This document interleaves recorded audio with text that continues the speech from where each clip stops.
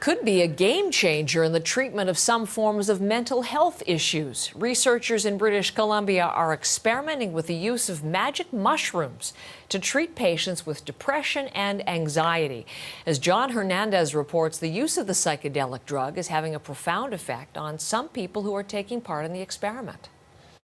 See the size? It might be growing in dirt, but mushrooms like this could be the next frontier in mental health. The study of psychedelic mushrooms is elevated now.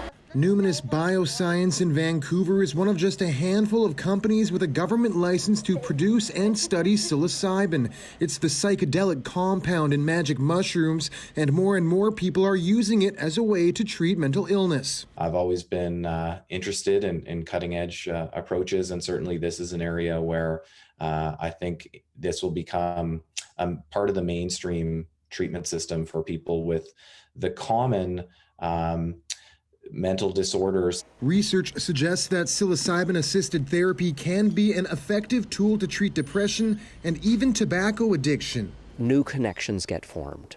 People actually think about the world in different ways because the brain essentially has an opportunity to rewire itself during the psilocybin experience. One of the problems I have, I'm hypersensitive to drugs. Mona Streleff is one of just a few dozen Canadians who have received government approval to use it. She's a cancer survivor and for years suffered from crippling anxiety until the treatment last November. My anxiety was basically gone.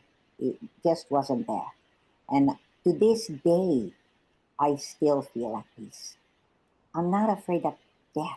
Tales like her are the reason labs like Numinous have emerged in hopes of making the drug more accessible. Here, they've created a psilocybin extract in the form of a pill. It's being tested in clinical trials. It's very much a paradigm shift, and really, I think, the most exciting area in mental health and addiction right now. A paradigm shift that could one day take these psychedelics to pharmacy shelves. John Hernandez, CBC News, Vancouver.